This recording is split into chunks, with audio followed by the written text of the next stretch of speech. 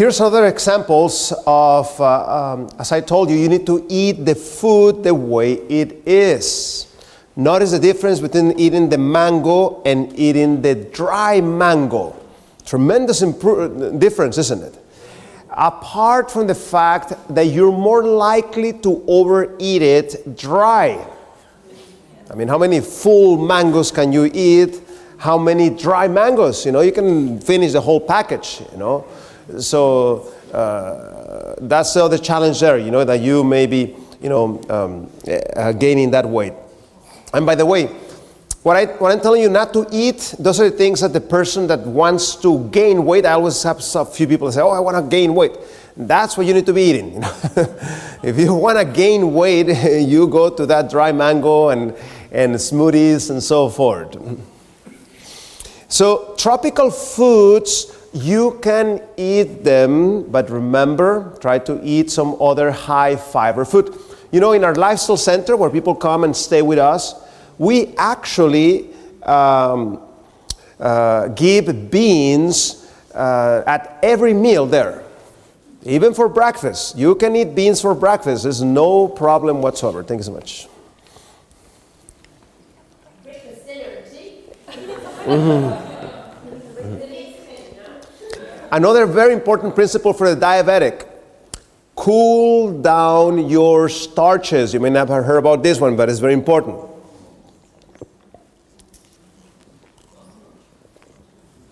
So basically you cook your foods that when are cooked tend to be high glycemic. We mentioned some of them, rice, potato. You don't eat them immediately after you cook them.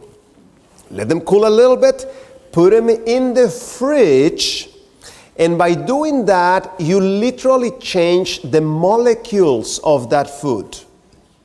And then you can warm them up again. I'm not saying to go and eat them, you know, cold.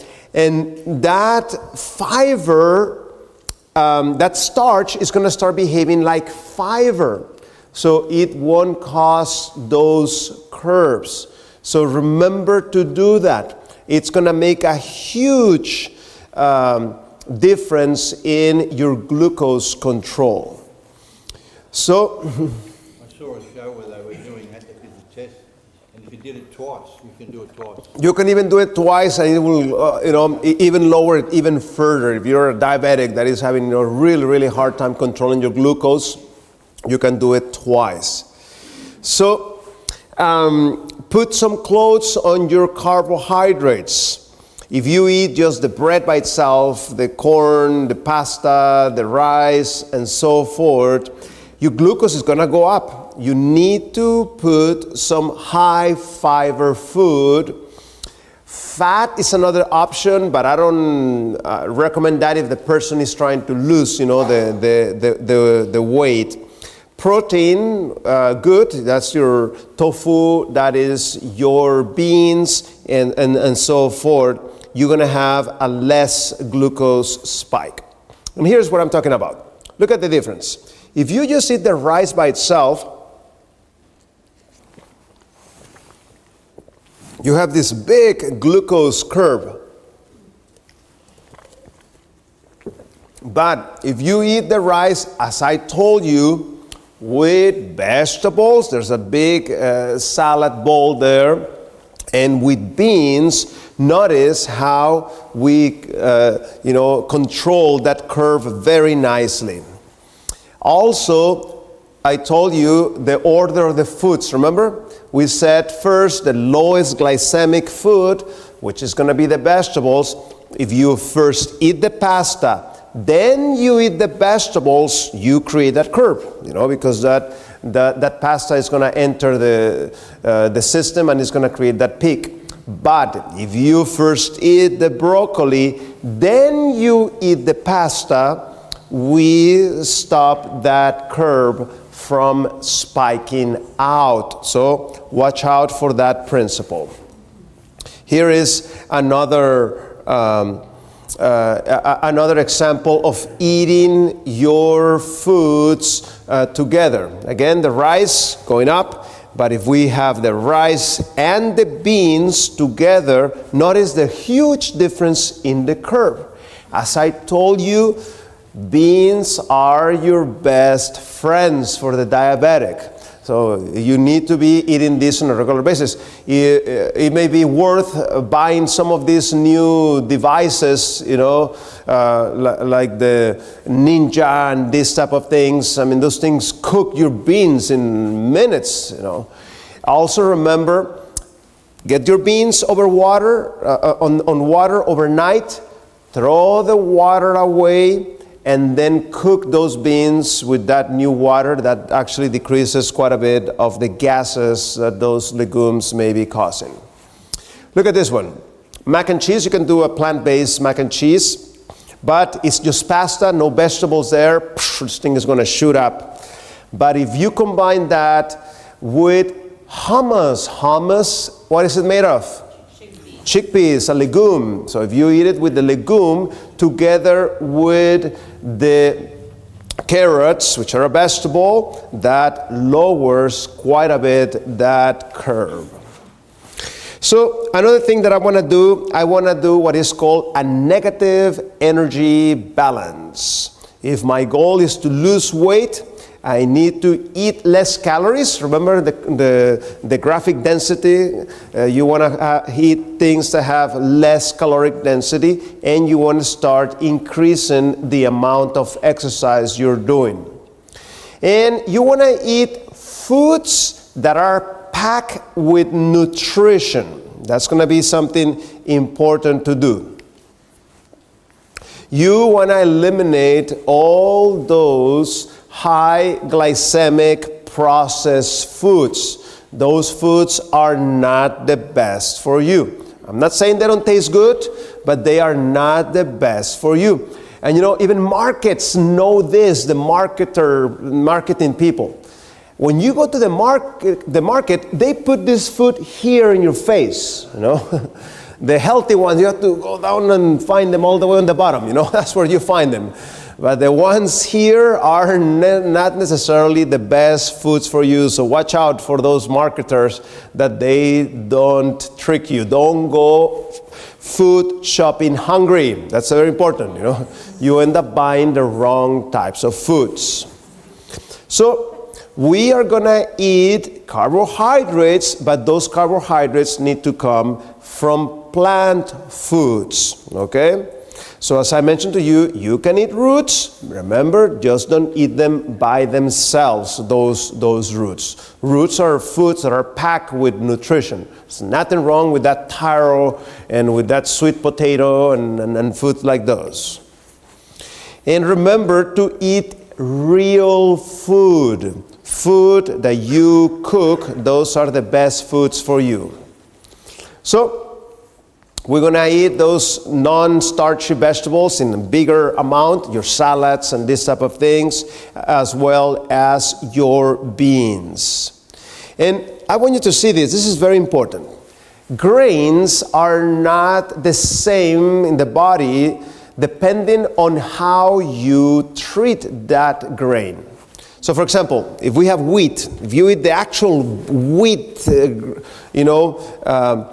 grain, the berry, that's very low glycemic. But if I start breaking it, I start increasing a little bit the glycemic index, still it's acceptable. I want to prefer from the arrows up. Then if I roll it, like rolls oats and so forth, that's still in the limit of acceptable. But once I start shredding it, like that shredded wheat, notice how that increases. As well as if I make it into ground flour, that starts increasing even more. And then if I start flaking it, like this pops and things like that, that is the highest amount of glycemic index. So your goal should be 35 grams of fiber or more. The average person is eating 5 to 10 grams a day. They're just very fiber deficient. And that's the reason why that person that is used to eating 5 grams of fiber eats 1 bowl of beans, you start causing a war in your system. And you can even hear the canyons going on there of that war. Because your system is not used to that high fiber food. So what should we do? We need to introduce those beans little by little so our system can start to catch up. So aim for at least 10 grams of fiber per meal. Watch out on fat. I mentioned to you, how that high fat can be problematic. That coconut oil definitely is a no-no. Okay, that saturated fat is a bomb of calories. So the problem is that, especially I notice in the islands, if you come from the islands, they eat too much fat there. Sometimes 50 to 60% of all their calories. Prefer an anti-inflammatory diet. So a variety of fruits and vegetables, each shade has different properties. And decrease your dietary oxidants.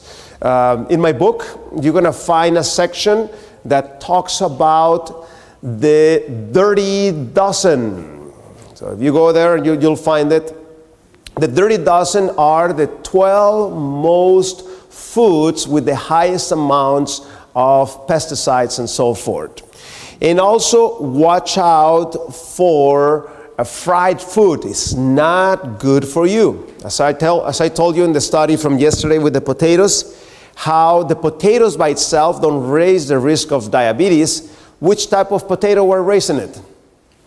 Fried potatoes, the French fries. That's not the best food for you. If you want to eat something like that, get yourself one of those air dryers. The thing tastes the same and is not loaded with all that fat from the frying.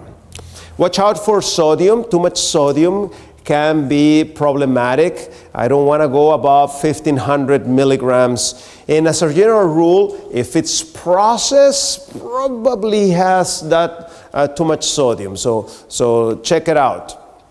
And avoid caffeine. Drink coffee, do stupid things faster with more energy. I found that in a gasoline station in America. So caffeine will spike your glucose. It will raise your glucose. Caffeine will atrophy your pineal gland. You think that's good? It's going to knock down your melatonin, which will start aging you faster. So look at this interesting study. They had this poor spider, and they put him to do its normal spider web. And then they took the equivalent to 2 cups of coffee, adjusted for the size of the spider, and they injected that caffeine to that spider. This is the spider web made. After 48 hours, still no good spider web it could do. It took 96 hours to finally make its normal spider web. So what were participants eating there in this clinical trial in those islands? Well, they ate whole food breakfast. Now, this is not like a recipe. You need to adapt it to your cultures. I mean, this is what I love about Australia. It's such a, multicultural country. So for some of you, it's certain foods that you're used to eating for breakfast. For some of you is different. Adapt what you are used to eating it and make it into a whole plant type of food. Okay? If you need to add, all these creams and fat and so forth, start cutting down on those things and start making those dishes into something more wholesome. Here's a few examples of good breakfast. You have some oats and then some nuts, some berries. That's a nice low glycemic food. you have these wheat berries, and then they cook them together with some raisins. You can have, your cold cereal. Just make sure that your cereal that you buy is actually a very, low sugar type of cereal. Put a bunch of berries. We saw that berries have a very low glycemic index. The beans, there's nothing wrong with eating beans at breakfast together with some vegetables. That's a fantastic breakfast because it has very low glycemic index. Your fruit salad, you can cut down your fruit, don't make it into a smoothie and things if your goal is to keep that glucose under control. And you can add some flax seeds to your meal to increase the amount of omega-3s. For lunch, here's a few ideas, some soups, some stews, and some salads. You can, enrich them by adding some beans there, therefore decreasing that glycemic index. And as we mentioned, supper as a popper, and if you can skip it, is even better. But if you're gonna eat it, it needs to be a small portion of things that are not too heavy so that can be processed quickly in your system and you can have a good night's sleep. So that's what we're going to talk about for diabetes. Since we promised we're going to talk about immunity, let's talk about autoimmunity. So if somebody is going to go through that process of improving their diet to help with autoimmunity, you need to first start eliminating the unhealthy foods, and then you need to substitute that by foods that bring healing. Dairy products are nature's perfect food if you want to grow up to be a cow. But I'm sure many of us, don't want to grown up into a cow. So these foods, as we mentioned, they are naturally inflammatory to your body. The autoimmune condition already has a bunch of inflammation. I don't want to add more gasoline to the fire. So anything that comes from animals is inflammatory food. Let me give you this clinical case. This patient, George, 35 years of age, he had this lupus, and he was diagnosed with an embolism after he had a problem with his muscle. He was noticing an early alopecia, he was losing his hair, joint pains, and he tried this paleo diet. That thing just made the thing worse. He almost lost his kidney secondary to that. And he's on all these medications that the goal is to tackle their immune system. So Mr. George, after getting on the right program, loses the weight, and now he actually started adding some weight secondary to some of the weightlifting that he was doing. His numbers are completely normal regarding his autoimmune condition. Number 2, eliminate anything that is processed. If you buy it in the market and comes in a package, most probably it's not good for you. Even though they tell you there, they put these green colors and healthy and low fat, it says there, and this type of things, those foods are not the best foods for you. Watch out for oils. In fact, the majority of the seeds oils are not the best foods for you. They tend to cause a lot of inflammation. And watch out also for those margarines and cheeses and so forth. Because this is the way that it works. See, when you are eating meat, you're eating a bunch of arachidonic acid. And arachidonic acid lowers the function of your frontal lobe. If you're dealing with depression and these type of things, that's definitely things that you need to avoid. And 2, they are very inflammatory. And if you talk about vegetable oils, the problem is that they have too much omega-6, too little omega-3. That's what makes them very inflammatory. And for autoimmune conditions, we do want smoothies. Okay, notice that it's a different ballgame. I'm not talking about now about the diabetics, We talk about the diabetics, how those smoothies are going to spike your sugar. With autoimmune condition, I want to hyper-nourish my system in order to help him fall into remission. Here's another clinical case. David, a 25-year-old man, diagnosed with scleroderma, this condition of the skin, autoimmune, and this lupus. And he had that history of this chronic illness since he was 15 years old. And he already had this nasty flesh-eating bacteria in his legs. You get that by eating meat, by the way. And also, he has so much rash in the face, it even has to disfigure his face. Not very nice. And even he has some contractures in his hands because of the infection. And he wants to work, but people don't want to hire him because of his disfigured face. I'll show you a picture in a minute.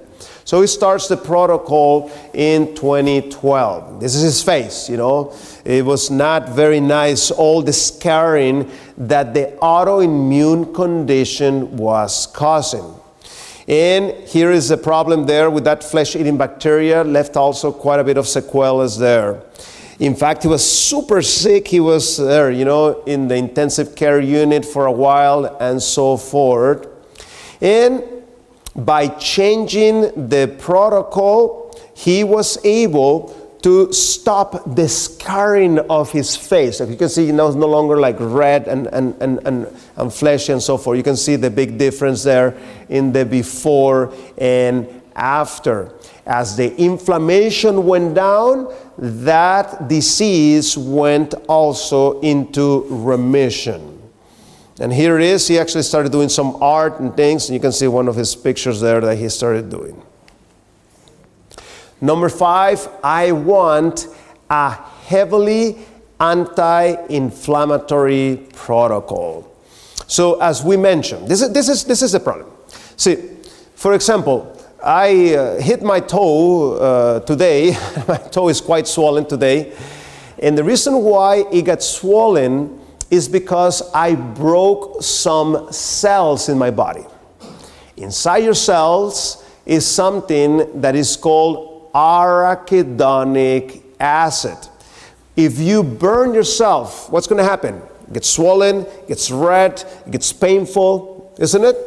Why? Because you break your cells and you release the arachidonic acid. That starts the cascade of inflammation. If you cut yourself, it's going to get swollen, it's going to get big, and all these symptoms. Why? Because you broke some cells.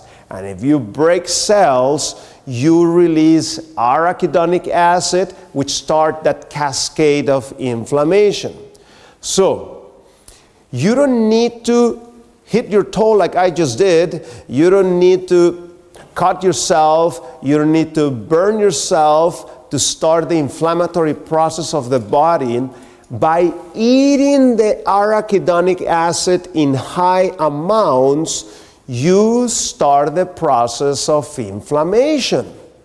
So that's why it's so important for us to avoid high arachidonic foods. Now, you don't need to memorize, these are the 50 foods, that are high arachidonic. No, just use the principle. The principle is easy. If it comes from an animal, it's inflammatory. So cheese is inflammatory, milk is inflammatory, eggs is inflammatory, meat is inflammatory, chicken is inflammatory, and so forth. So the principle is simple, isn't it? If it comes from an animal, it will be inflammatory. Now, the second way we can create inflammation in our bodies is by eating an unbalance of too much omega-6, too little omega-3. That type of combination of food will be inflammatory in your body. This is the problem with your processed foods. See, processed foods are foods that pass through that process of industrialization, and in order to keep that food in the shelf so that the thing doesn't go bad in a couple of weeks, they remove key nutrients from those foods, and that prevents those foods from spoiling. The problem is that the food doesn't spoil, but you spoiled by eating them, because you start creating that high type of omega-6, low omega-3. So that's the same story why sugar is inflammatory, very inflammatory. You ask somebody, with autoimmune condition, they just eat a little bit of sugar, oh, my joints start hurting and so forth, because of the inflammation that it was going to be causing. And as well as most of the oils that you buy in the market, unfortunately, most of them are going to be inflammatory. So if you're not going to be eating those oils, what are you going to eat? Well, you're going to eat whole foods. You can find good sources of omega-3 by eating things like your flax seeds, by eating things like your chia seeds, by eating things like your algae. These Asian people love that algae. That's very good food. The Western world, they don't eat that much, but it's actually an excellent food, the algae, loaded with that omega-3. You're going to find that omega-3 in your nuts. So things like your walnuts are one of the best foods you can be eating. So in that way, instead of going through the process that creates inflammation, now we start changing the direction, and now the end result after we eat our whole foods is foods that help calm down the inflammation. If you have an autoimmune condition, and I test that C-reactive protein that we have been talking about previously, you're going to see that those people have off the roof that C-reactive protein. That means they have a bunch of inflammation in their body. They need to lower that inflammation. So look at the difference here. The difference is that the flax seeds, walnuts, and so forth, you have this PGE, this prostaglandins 3, and this LTB5, which tends to calm down inflammation. But when you eat processed foods, you eat a bunch of that vegetable oil, you eat a bunch of that sugar, and so forth, you start feeding in the chain in the direction in which the body is creating inflammatory things.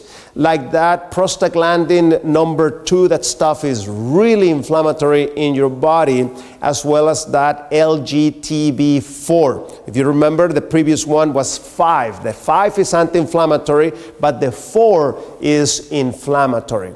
In fact, those change of prostaglandins, remember, it was prostaglandin number 3, the one that is inflammatory, while the prostaglandin number 2 is anti-inflammatory. That's one of the reasons why, as the person switches to a whole food plant-based diet, the blood pressure comes down. Because in your blood vessels, you have prostaglandins, and if you have eaten mostly that inflammatory food, you have prostaglandins that make your blood vessels hard.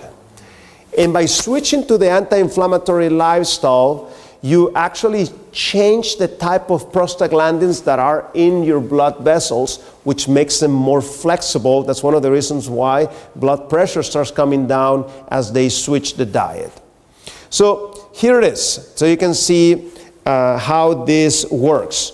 So we are eating foods that are going to be either inflammatory or foods that are anti-inflammatory, depending on which of these pathways we feed our foods. So again, processed foods, animal products are going to feed that omega-6 pathway, which is going to give us as an end result inflammation products, while omega-3 rich foods are going to give me anti-inflammatory foods. It's very simple, isn't it? So as you learn the principle, then when you're choosing your foods, I don't want those inflammatory foods. I want to prefer those anti-inflammatory foods. So as I mentioned to you, this is for the person with the autoimmunity. Remember, if not, this is going to raise your blood sugar. We're going to start to hyper-nourish our blood system. So it takes about 4 weeks to really start to improve. As I told you, no animal products, no processed foods, no added oils. And what I want to do, I want to eat this drink with all raw vegetables, fruits, greens, seeds, nuts. And you need to be taking, if you have autoimmune condition, again, at least 64 ounces of this green smoothie. And you also want to be taking quite a bit of water daily. And you want to be taking those high omega-3 foods, okay? So flaxseed, chia, grind nuts, and so forth. Now, important for the flaxseed is that you want to grind it and then take it. Don't grind it and leave it there for a long time, because certain toxins start to be generated if you do that. So it's important that you grind it and then you take it. And this is another clinical case, 20-year-old college student with this lupus scleroderma, and she also had this connective tissue disease since the age of 18. Her autoimmune condition manifests with these very painful joints, this arthritis, and lots of swelling in the upper and lower body since she was 18 years. And the problem is that lots of acne and so forth, lots of constipation. The joints are starting to become very stiff, so it's not even able to move them very well, and has a hard time, doing simple things like going up the stairs. And just to put the pants, it's just a torture. And lots of difficulty because of the joints are very painful. And as you measure the markers of inflammation, they are actually quite high. And this is not responding with nothing, and it still has a bunch of symptoms, even though she is under a bunch of medication to try to control that autoimmunity. So what happened? Well, as Kim started in that protocol in which we're going to be removing the foods that are causing problems, we are going to be adding foods that are going to be nourishing her body. We are going to start hyper-nourishing her immune system. Finally, her bowel movement started to move correctly. This, as I mentioned, it was a chronic constipation, long time. It was not improving with nothing. And starts to feel, now the energy started coming back. See, if your body is self-attacking your body, it's just wasting the energy attacking you. So therefore, you don't feel, very energetic and so forth, because your body is wasting its energy attacking you. And by day 16, the mobility started to increase. Notice, because before it was very limited, the ability to move. And by the way, if you're taking those steroids, that prednisone and this type of meds, you do not stop those medications from today to tomorrow. Those medications, you need an art to start decreasing them, because if you just cut them off one day to another one, you can cause some permanent damage to your stress glands. So you want to have somebody knowledgeable to help you taper off that. And by day 20, tremendous improvement in the joints. And you can see that ALT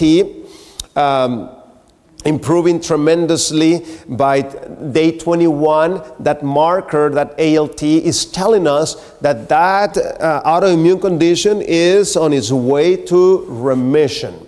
We like to call it remission and not reversal, because if she gets off the program and start eating all the junk and stuff, I guarantee the problem is going to come back. Guarantee it. And here you can see that ALT, how it started decreasing to the point that is standard value. Standard value is between 0 to 36. So tremendous improvement on that ALT. So you can see that the improvement happened quite fast. 48 female technology consultant, 3 sisters that already have autoimmune disorders. One of them has the markers for lupus already. Another one has multiple sclerosis. Another one has another autoimmune condition called erythema nodosum. Looks healthy, is a long-term vegetarian, but it has started to eat meat, and that's when the joints started having problems.